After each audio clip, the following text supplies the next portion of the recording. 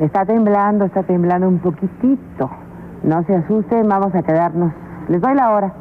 7 de la mañana, Chihuahua. 7 de la mañana, 19 minutos 42 segundos, tiempo del centro de México. Sigue temblando un poquitito, pero pues vamos a tomarlo con una gran tranquilidad. Vamos a esperar un segundo para poder hablar. ¿Sabías que un solo terremoto cambió para siempre la historia de México? México vive bajo el dominio del PRI, con un gobierno centralista y poca confianza ciudadana. La Ciudad de México crece rápido, pero muchos edificios no cumplen normas antisísmicas. El 19 de septiembre de 1985, a las 7:19 de la mañana, un terremoto de 8,1 grados sacudió la Ciudad de México. En cuestión de minutos, miles de edificios colapsaron y la capital quedó sumida en el caos. El presidente de México, Miguel de la Madrid, recibió reportes fragmentados y aunque el desastre era evidente, la reacción del gobierno fue lenta. El ejército mexicano se desplegó, pero no para rescatar víctimas. Su misión principal fue resguardar el orden. Mientras tanto, la población pedía ayuda desesperada. Al día siguiente, el 20 de septiembre, el presidente apareció en televisión. Su mensaje, frío y distante, reportaba apenas 2,000 muertos, cuando la realidad superaba por mucho esas cifras. La sociedad vio el contraste. En las calles, los cuerpos se contaban por miles. Los días 21 y 22, la presión creció. El gobierno intentaba mantener el control, incluso impidiendo el acceso de voluntarios a edificios colapsados, pero las brigadas ciudadanas se organizaron por su cuenta. Médicos, estudiantes, vecinos y rescatistas improvisados que más tarde serían conocidos como los topos. ¿La respuesta ciudadana era más efectiva que la oficial? Finalmente, el gobierno tuvo que ceder y aceptar ayuda internacional. Llegaron brigadas de rescate de España, Cuba, Estados Unidos y Francia, porque la magnitud del desastre ya no podía ocultarse. En las semanas posteriores, se anunciaron planes de reconstrucción como el Programa de Renovación Habitacional Popular para atender a los damnificados. Sin embargo, los problemas estructurales persistían y la confianza en el gobierno estaba severamente dañada. Con el paso de los años, la tragedia obligó al Estado a crear el Sistema Nacional de Protección Civil y a implementar nuevas normas antisísmicas. Pero el verdadero cambio había comenzado en otro lado, en la sociedad. Porque aquel terremoto no solo destruyó edificios, también derrumbó la imagen de un gobierno fuerte e infalible. Los ciudadanos descubrieron que organizados podían más que el propio Estado. El sismo del 85 fue, sin duda, un terremoto natural, pero también un terremoto político, que marcó el inicio del fin del dominio absoluto del PRI y abrió paso a una nueva conciencia ciudadana en México. El 19 de septiembre de 1985, a las 7:19 am hora local, ocurrió un sismo de magnitud 8, uno con epicentro frente a la costa de Michoacán, a varios cientos de kilómetros de la Ciudad de México. Además del epicentro lejano, el tipo de suelo, sedimentos blandos, lodo del antiguo lago, amplificó significativamente las ondas sísmicas. Muchas edificaciones no contaban con normas de construcción adecuadas para sismos de esa magnitud o tenían fallas de diseño estructural. Resonancia. Edificaciones de cierto número de pisos, 5-15, resonaron con la frecuencia del sismo, lo que multiplicó el daño en esas construcciones.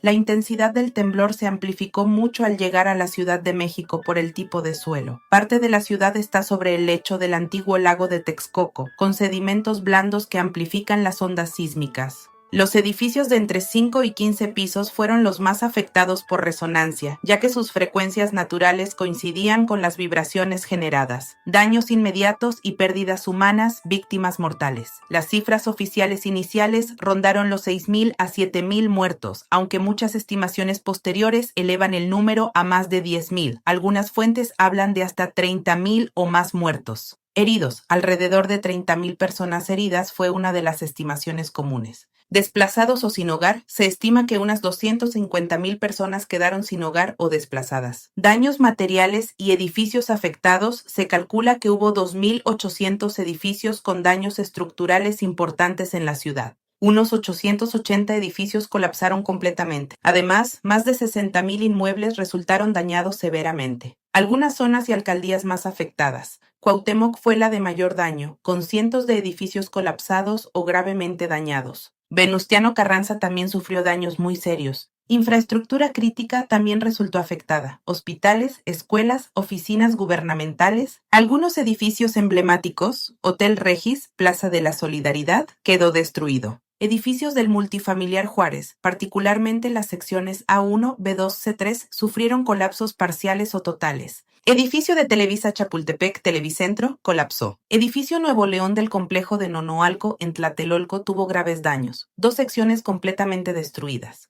Hospitales como el Hospital General de México sufrieron severos daños. La Torre Latinoamericana, en contraste, resistió sin daños estructurales mayores. La torre ejecutiva Pemex también resistió. Fue diseñada con criterios antisísmicos avanzados, cimientos profundos, amortiguadores, etc. Se estimaron pérdidas materiales de aproximadamente 4.100 millones, según la UNAM en ese momento. Se perdieron cerca de 30.000 viviendas destruidas y otros 60.000 inmuebles severamente afectados. Rescate y respuesta inmediata.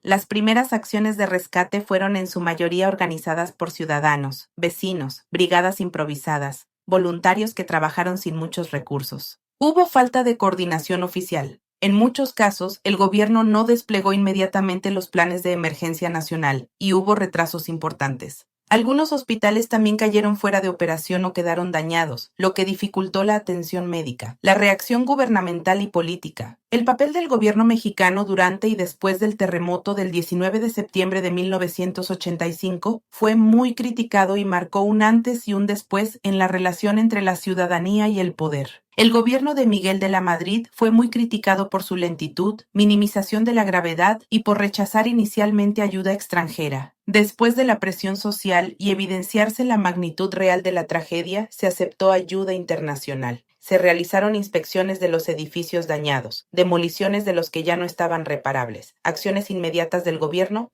respuesta lenta y desorganizada. El gobierno federal, encabezado por el presidente Miguel de la Madrid, reaccionó tarde. Durante las primeras horas no hubo una coordinación clara para rescatar a las víctimas. 2. Minimización de la tragedia. En los comunicados oficiales, las cifras de muertos y daños eran mucho más bajas que las reales. Esto generó indignación porque la gente veía miles de cuerpos en las calles y edificios colapsados. 3. Dependencia del ejército. Se movilizó al ejército mexicano, pero su labor se centró más en resguardar el orden que en rescatar a las personas atrapadas. En algunos casos, incluso se impidió a voluntarios entrar a las zonas de desastre, lo que aumentó la desconfianza.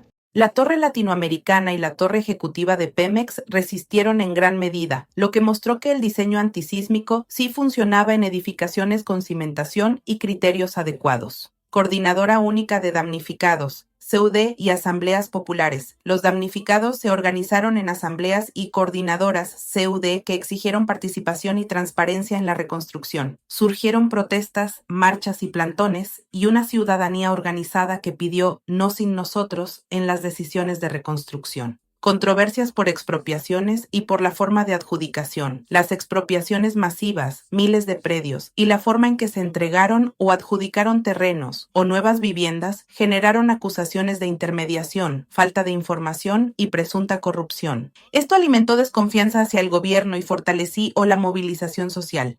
Creación del Sistema Nacional de Protección Civil, SINAPROC, decreto de mayo de 1986, para articular acciones federales, estatales y municipales en prevención y respuesta. Fue una reforma institucional inmediata provocada por las deficiencias observadas en 1985. Creación del CENAPRED, Centro Nacional de Prevención de Desastres, en 1988, órgano técnico para investigación y prevención, otro resultado institucional del aprendizaje del sismo. Reforma de reglamentos y normas de construcción. El reglamento de construcciones del Distrito Federal se reformó después del sismo, cambios sustantivos en 1987 y las normas técnicas complementarias fueron revisadas en años subsecuentes para incorporar mayor resistencia sísmica y zonificación por tipo de suelo. Desde entonces se han hecho varias reformas, 1990, 2004, 2017, 2023 en la CDMX. Esto cambió el estándar de diseño sísmico y los requisitos de cimentación y forjado.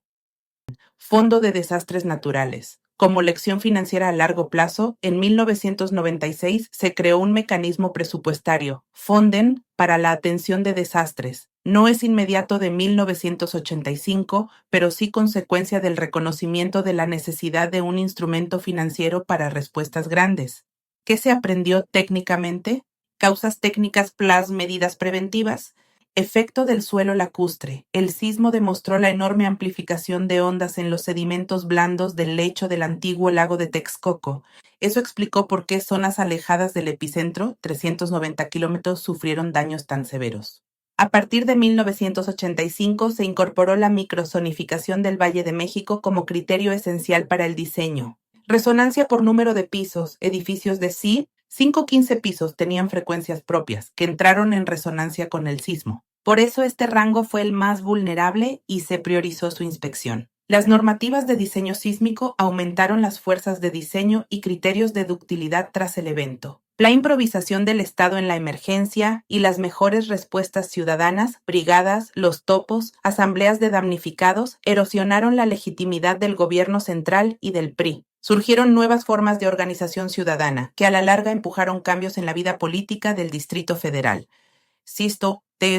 Reconstrucción de largo aliento, la remoción de escombros y la reparación tardaron años. Muchas decisiones, demoliciones, reubicaciones, generaron conflicto y la memoria del 85 influyó en la gestión de riesgos en las décadas siguientes. Consecuencias sociales, culturales y políticas. Las brigadas de rescate ciudadanas, como los topos, jugaron un papel esencial.